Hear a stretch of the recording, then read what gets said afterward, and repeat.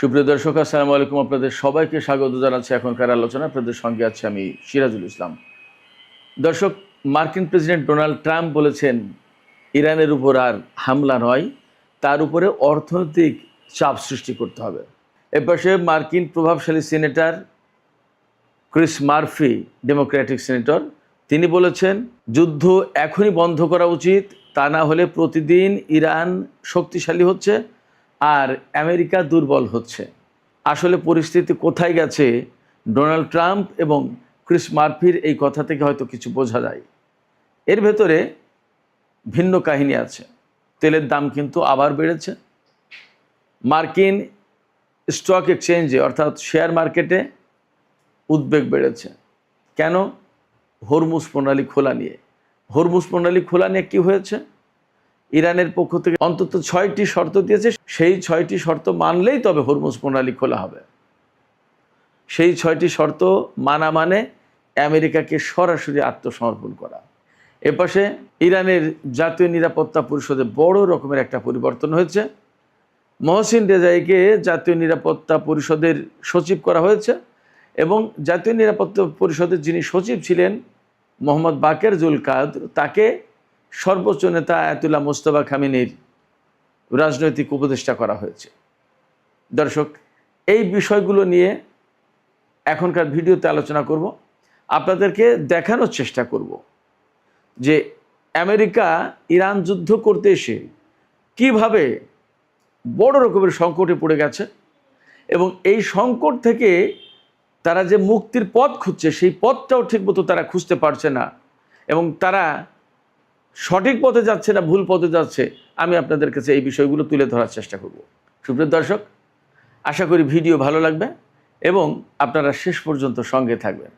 আর video যদি ভালো লাগে তাহলে লাইক, কমেন্ট, শেয়ার করবেন এবং চ্যানেলটি সাবস্ক্রাইব করে সাথেই থাকবেন প্লিজ। দর্শক, চলুন আমরা বিস্তারিত আলোচনায় চলে যাই। পরিস্থিতি আসলে কি হচ্ছে একদম খুঁটিনাটি বোঝার চেষ্টা করি। মার্কিন প্রেসিডেন্ট ডোনাল্ড ট্রাম্প তিনি বলেছেন যে এখন ইরানের উপর আর হামলা করা হবে না, হামলা দরকার নেই, বরং ইরানের উপরে প্রচণ্ডভাবে অর্থনৈতিক চাপ সৃষ্টি করা দরকার। তাতেই ইরান কাবু হবে, দুর্বল হবে এবং তারা আলোচনায় আসতে বাধ্য হবে। এই জন্য কী করতে হবে? এই জন্যই ইরানের উপরে প্রচণ্ডভাবে নিষেধাজ্ঞা আরোপ করতে হবে এবং হরমুজ প্রণালীতে যে নৌ অবরোধ, ব্লকেট যেটা সৃষ্টি করে রেখেছে, এই ব্লকেটটা অব্যাহত রাখতে হবে। ডোনাল্ড ট্রাম্পের থিওরি। একথা কোথায় বলছেন? একথা তিনি বলেছেন মার্কিন প্রভাবশালী গণমাধ্যম আজকাল খুব চলে এইরকম একটা গণমাধ্যম এক্সিওস, প্রায় মাঝে মাঝে আমার আলোচনা আসে। এছাড়া আমেরিকার রাজনীতি নিয়ে যে সমস্ত খুঁটিনাটি খুব ভেতরের তথ্য তুলে ধরে এইরকম একটা গণমাধ্যম হচ্ছে এক্সিওস। এই এক্সিওসকে ইন্টারভিউ দিয়েছেন গতকাল ট্রাম্প। সেই ইন্টারভিউতে তিনি বলেছেন ইরানের উপরে অর্থনৈতিক চাপ সৃষ্টি করতে হবে। এখন এই জায়গার কতগুলো বিশ্লেষণ প্রয়োজন। আমেরিকা কি আসলে ইরানের উপর অর্থনৈতিক চাপ সৃষ্টি করতে পারছে বা আরও কিভাবে পারবে, কতটা সফল হবে? দেখুন, 47 বছর ধরে ইরানের উপরে নিষেধাজ্ঞা দিয়ে রেখেছে, সামরিক হস্তক্ষেপ করেছে, রাজনৈতিক হস্তক্ষেপ করার চেষ্টা করেছে, ভেতরে বিভিন্ন রকমের নাশকতামূলক তৎপরতা চালিয়েছে, ভিতরে গোলমাল সৃষ্টি করে দেওয়ার জন্য বিভিন্ন সময় অর্থের বিনিময়ে লোকজনকে অস্থিতিশীল করে তুলেছে, গোলযোগ, কেওয়াস, কন্দল এগুলো সৃষ্টি করেছে। এগুলো সব ইরানের পক্ষ থেকে বলা হয় এইভাবে। এবং হাজার হাজার নিষেধাজ্ঞা দিয়েছে, একটা দুইটা না, হাজার হাজার, এবং বিশ্বের কত কোম্পানি, কত ব্যক্তি, কত প্রতিষ্ঠানের উপরে যে নিষেধাজ্ঞা দিয়েছে তার কোনো শেষ নেই।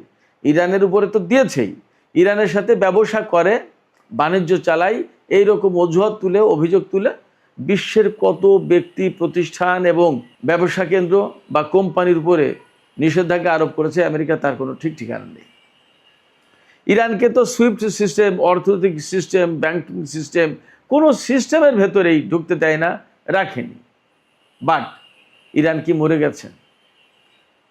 মার্কিন কর্মকর্তারা এই কথাগুলো যত তাড়াতাড়ি বুঝবে ততই তাদের উপকার হবে, ততই তাদের জন্য লাভ। কি সেই কথা?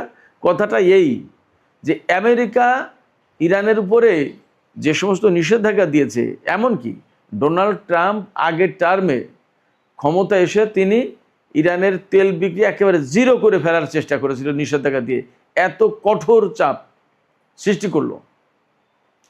কিন্তু ইরানের তেল বেচা কি আটকে রাখতে পেরেছে? ইরানের অর্থনীতি কি আটকে রাখতে পেরেছে? কোনো সময় পারবে না। এত কিছু করার পরে এখন মার্কিন সামরিক কমান্ডারদের কাছে ইমেইল পাঠানো হয়েছে কি, যে ইরানের বিরুদ্ধে অপ্রচলিত কোন পন্থায় বিজয়ী হওয়া যায় সেই পথ খুঁজে বের করো। কি পথ খুঁজে বের করেছে আমি জানি না। তারা সবাই কি তাকে পরামর্শ দিয়েছে কিনা এইটা যে যুদ্ধ বাদ দিয়ে অবরোধ আরোপ করো আর অর্থনৈতিক নিষেধাজ্ঞা আরোপ করো, এইটা পরামর্শ যদি দিয়ে থাকে তাহলে এটাও ভুল। হয়তো বা হতে পারে যে যুদ্ধ থেকে বের হওয়ার কোনো পথ পাচ্ছে না, যুদ্ধে হয়তো উনি একা একা নিজের মতো তাইরে নাইরে গিয়ে বলে দেন যে আমরা বিজয়ী হয়েছে, আমরা জিতেছি বলে যুদ্ধ শেষ করে হয়তো বা বলবে যে আমরা অর্থনৈতিক নিষেধাজ্ঞা দিলাম, হরমুজ প্রণালী থেকে ব্লকেড উঠবে না। হরমুজ প্রণালী থেকে ব্লকেড না উঠলে ইরান কতটুকু ক্ষতিগ্রস্ত হবে? ইরানের তেল যদি চীনা জাহাজে গিয়ে আনে, তাই চীনা জাহাজের উপর হামলা চালাতে পারবে আমেরিকা? যদি তাই না পারে তাহলে ইরানের তেল বিক্রি তো আর কোনো ঝামেলা থাকে না। আমেরিকা যে এই অঞ্চলে ব্লকেড সৃষ্টি করে রাখবে, নৌ অবরোধ সৃষ্টি করে রাখবে, ইরান তো বলেছে মার্কিন নৌবাহিনীর বিরুদ্ধে তাদের যে যুদ্ধটা, সেই যুদ্ধের খুব কাছাকাছি, 0 আওয়ারে পৌঁছার কাছাকাছি টাইম রয়েছে। যদি এখান থেকে ব্লকেড না তুলে নেয় তাহলে ইরান তো শুরু করবে হামলা। কি করবে তখন? বিমান বাহিনী নৌবাহিনী দুটোর সাথেই একসাথে যখন যুদ্ধ করেছে ইরান, তখনই ভয় পায় না। আর এখন শুধু নৌবাহিনীর বিরুদ্ধে যুদ্ধ করবে, ইরান কি সেই ভয় পাবে? মোটেই না। তাহলে মার্কিন প্রেসিডেন্টের যে অর্থনৈতিক চাপ সৃষ্টি এবং নৌ ব্লকেড, এর কোনোটাই কাজ করবে না। হয়তোবা for the time being a কথা বলছে যুদ্ধ বন্ধ করার জন্য, 2 দিন পরে ওটাও বলবে যে এটার দরকার না, আমরা বিজয়ী হয়ে গেছে, আমরা এখন বিজয়ী শক্তি, আমরা চলে গেলাম, নৌ অবরোধ প্রত্যাহার করলাম। হয়তো একটা ডিপ্লোমেসি চালাবে, কাতার, পাকিস্তান, তুরস্ক এদেরকে বলবে যে ভাই তোমরা আমরা যে ওখান থেকে নৌ ব্লকেড তুলে আনবো, তোমরা একটু ব্যবস্থা করো, আমাদের ইজ্জতটা বাঁচুক। হয়তো এমন হতে পারে। তিনি যুদ্ধ কেন বন্ধের কথা বলছেন? যুদ্ধ বন্ধের কথা বলছেন অভ্যন্তরীণ চাপ, সামনে মিড টার্ম ইলেকশন, এছাড়া মার্কিন বাহিনী তো পারছে না। মার্কিন সামরিক বাহিনীর টোটাল যে সশস্ত্র বাহিনী, তার প্রধান জেনারেল ড্যান কেইন তিনি সরাসরি বলছেন যে এই যুদ্ধ করে লাভ হবে না, লস হবে, এই যুদ্ধ বন্ধ করার ব্যবস্থা করা উচিত, বিকল্প ব্যবস্থা খোঁজো, এখান থেকে নিরাপদে সরে যেতে হবে। ঠিক একই কথা বলেছেন ক্রিস মার্ফি, ডেমোক্র্যাট দলের বেশ প্রভাবশালী সিনেটর ক্রিস মার্ফি। তিনি বলেছেন ইরানের বিরুদ্ধে যুদ্ধ বন্ধ করতেই হবে, তা না হলে প্রতিদিন যদি আমরা যুদ্ধ চালিয়ে যাই, এই যুদ্ধে প্রতিদিন আমেরিকা দুর্বল হচ্ছে আর প্রতিদিন ইরান শক্তিশালী হচ্ছে, এতে একসময় আমেরিকা আরও বেশি খারাপ অবস্থায় পড়ে যাবে। তিনি এও বলেছেন, ক্রিস মার্ফি সিনেটর, তিনি এও বলেছেন যে হরমুজ প্রণালী উন্মুক্ত করার ব্যাপারে প্রতিদিন মূল্য বেড়ে যাচ্ছে। এই মূল্য বেড়ে যাচ্ছে মানে কি? মূল্য বেড়ে যাচ্ছে মানে আমেরিকা আগে দাবি করতো কি, হরমুজ প্রণালী না খুললে আমরা নৌ ব্লকেড তুলব না, এ করতে হবে, তা করতে হবে, বহু হুমকি ধমকি, বহু কিছু করেছে, কোনো কিছুতেই ইরানকে টলাতে পারেনি। এ অবস্থায় ক্ষতি আমেরিকা দুইভাবে হচ্ছে, দুইভাবে না কয়েকভাবে হচ্ছে। একটা হচ্ছে এই যে এখানে নৌ ব্লকেড সৃষ্টি করে রেখেছে, বিনা কারণে বিনা লাভে মাসের পর মাস এখানে জাহাজ মোতায়েন করে রাখতে হয়েছে, সৈন্যরা থাকছে, খাচ্ছে, জ্বালানি খরচ, অহেতুক আমেরিকার একটা খরচ যাচ্ছে। এটা গেল এক। 2 হচ্ছে যে এই সমস্ত সেনা জাহাজ এগুলো কিন্তু সব ইরানের হামলার মুখে, ঝুঁকির মুখে আছে। 3 হলো এই সমস্ত জাহাজের যে সমস্ত সেনা আছে, দীর্ঘদিন এখানে বসে থাকতে থাকতে তারা মানসিকভাবে অবসাদগ্রস্ত হয়ে পড়ছে, ক্লান্ত হয়ে পড়ছে, তাদের মনোবল ভেঙে যাচ্ছে। শুধু তাই না, তারা চোখের সামনে দেখেছে বিমান বাহিনী, নৌবাহিনী ইরানকে কি করতে পেরেছে। সারা বিশ্ব থেকে অস্ত্র কুড়িয়ে এনে ইরানের বিরুদ্ধে যুদ্ধ করতে হয়েছে আমেরিকাকে এক পর্যায়ে, এবং এখন অস্ত্র ফুরিয়ে গেছে। এ কি এক কেলেঙ্কারির কথা, তা তো আপনারা শুনতেই পাচ্ছেন। তো সব কিছু মিলে আমেরিকা খুব সংকটে এবং প্রতিদিন তার খরচ বেড়ে যাচ্ছে। আর এই যে ক্রিস মার্ফি বললেন যে প্রতিদিন হরমুজ উন্মুক্ত করার মূল্য বেড়ে যাচ্ছে, এটার নিগূঢ় তত্ত্ব হচ্ছে যে আগে একটা দুটো শর্ত ছিল, এখন ইরান অনেকগুলো শর্ত দিয়ে বসেছে। 14 দফা দাবির উপর ইসলামাবাদ সমঝোতা হয়েছিল, এখন ইরানের পক্ষ থেকে 6 দফা দাবি নতুন করে বলা হয়েছে যে হরমুজ খুলতে গেলে এই 6টা দফা, এই 6টা দাবি আগে পূরণ করতে হবে, তা না হলে ইরান হরমুজ খুলবে না। ইরানের নীতি নির্ধারণী পরিষদ, এই পরিষদের প্রধান আয়াতুল্লাহ সাদেক আমলি লারিজানি, তিনি বলেছেন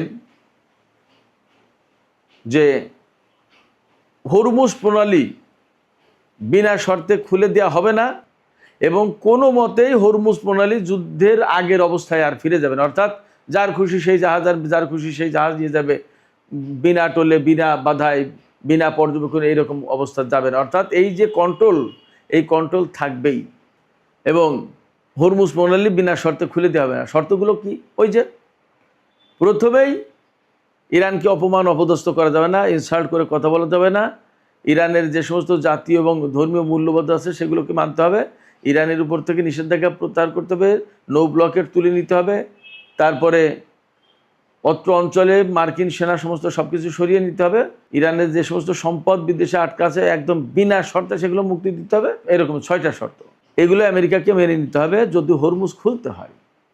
এবং হরমুজ খুললেই যে ইসরায়েল এবং আমেরিকা একদম গড়ের মাটির মতো ব্যবহার করবে, যে জাহাজ যখন খুশি তখন আনবে, জাহাজ যখন খুশি তখন নিয়ে যাবে, নট দ্যাট। আদৌ আমেরিকা এবং ইসরায়েলের জন্য এই হরমুজ প্রণালী খোলা হবে কিনা সেটা প্রশ্ন। জোর করে খুলতে গেলেই যুদ্ধ করবে কিনা সেই সিদ্ধান্ত আমেরিকার। আর কূটনীতির মাধ্যমে যদি খুলতে হয় তাহলে ইরান যে সমস্ত শর্ত দিয়েছে সেইগুলো, তাহলে কি করবে? তো যে কথা বলছিলাম ক্রিস মার্ফির ব্যাপারে, ক্রিস মার্ফি বলেছেন যে প্রতিদিন হরমুজ প্রণালী উন্মুক্ত করার যে মূল্য তা বেড়ে যাচ্ছে। অর্থাৎ একদিন আগে হয়তো 2টো শর্ত ছিল, 2 দিন পরে গিয়ে ইরান শর্ত দিচ্ছে 4টা, আর 2 দিন পরে গিয়ে আরও দেবে 6টা, আর 2 দিন পরে গিয়ে বলবে যে এটাও করতে হবে, আর 2 দিন পরে বলবে ওটাও করতে হবে। না করলে তো উপায় নেই, আমেরিকার হাতে তেল নেই, সারা বিশ্ব তেলের অভাবে ধুঁকছে, তেলের দাম আজকেও বেড়েছে, আবার $84 উপরে চলে গেছে ব্রেন্ট ক্রুডের দাম। মার্কিন স্টক এক্সচেঞ্জ ভীষণ উদ্বেগের ভেতরে। অবশ্যই এশিয়ার বাজার, বিশেষ করে জাপান, দক্ষিণ কোরিয়া এবং হংকংয়ের শেয়ার মার্কেটে একটু চাঙ্গাভাবে এসছে আজকে। এপাশে তেলের দাম, তেলের সংকট সারা বিশ্বে তো চলছে, কি করবে? শুধু তাই না, যেখানে যুদ্ধের আগে প্রতিদিন গড় পড়তা 130টি জাহাজ চলতো হরমুজ প্রণালী দিয়ে, সেখানে এখন এই যে 4, 5, 6 এই 3 দিনের আগস্টের 4 তারিখ, 5 তারিখ, 6 তারিখে আগস্টের যে জাহাজ চলাচলের হিসাব দিয়েছে তাতে 8টা থেকে 15টা গড় পড়তা এই 3 দিনে জাহাজ চলেছে। কোনোদিন 8টা, কোনোদিন 9টা, কোনোদিন 15টা, এরকম জাহাজ চলাচলের পরিমাণ কমে গেছে। কত? যেমন তেলের জাহাজ কম যাচ্ছে, তেমনি সার, আদার বিভিন্ন ধরনের প্রোডাক্ট যাওয়া আসা করে, সবই তো কমে গেছে। তাহলে কি পরিস্থিতি? হরমুজ প্রণালী কেন্দ্রিক যে বাণিজ্য, টোটাল একটা বিরাট ভলিউমের বাণিজ্য, সেই বাণিজ্য তো একদম স্থবির হয়ে পড়েছে। তাই সেই বাণিজ্য স্থবির হওয়া মানে কি? বিশ্বের বিরাট একটা অর্থনৈতিক অংশ স্থবিরতার ভিতরে পড়েছে। তার প্রভাব কি আমেরিকার উপর পড়বে না? গতকালকেই তো আমি ভিডিওতে বললাম যে হরমুজ এই যুদ্ধের পর এখন হরমুজ প্রণালী দিয়ে আমেরিকায় তেল যাওয়ার পরিমাণ একেবারে 0 পজিশনে চলে এসেছে। আমেরিকায় একদম 1 ফোঁটা তেলও যাচ্ছে না এখন। ভাবতে পারেন কি পরিস্থিতি? আমেরিকা প্রচণ্ড রকমের চাপের ভেতরে পড়েছে। এই অবস্থায় তারা যদি ইরানের উপর চাপ সৃষ্টি করতে যায়, সত্যি সত্যি সেটা কাজ করবে না, ব্যাকফায়ার করবে, বুমেরাং হবে, লাভ হবে না। ইরানের উপরে চাপ সৃষ্টি করে বা অর্থনৈতিক নিষেধাজ্ঞা আরোপ করে পারেনি এই পর্যন্ত। কারণ আমি আপনাদেরকে বলি যে আমেরিকা এবং ইসরায়েলের বিরুদ্ধে ইরান যুদ্ধ করছে, সেই আমেরিকা এবং ইসরায়েল তো সামরিক দিক দিয়ে দুর্বল না।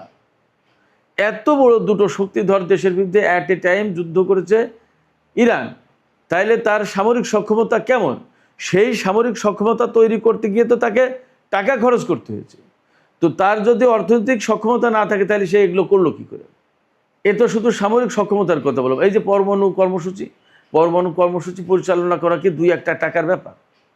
তার যে বিমান কর্মসূচি, তার যে মহাকাশ গবেষণা, তার যে বৈজ্ঞানিক গবেষণা, যত ক্ষেত্রে ইরান কোন জায়গায় পিছিয়ে আছে।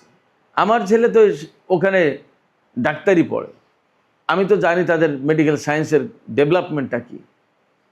আরও 1.5-2 বছর 2.5 বছর আগে শুনেছিলাম, খবরও করেছিলাম আমি, যে পৃথিবীতে 2টো দেশের হাতে রোবোটিক সার্জন আছে। আরও 2-2.5 বছর 3 বছর আগের কথা, বা তারও একটু বেশি হবে।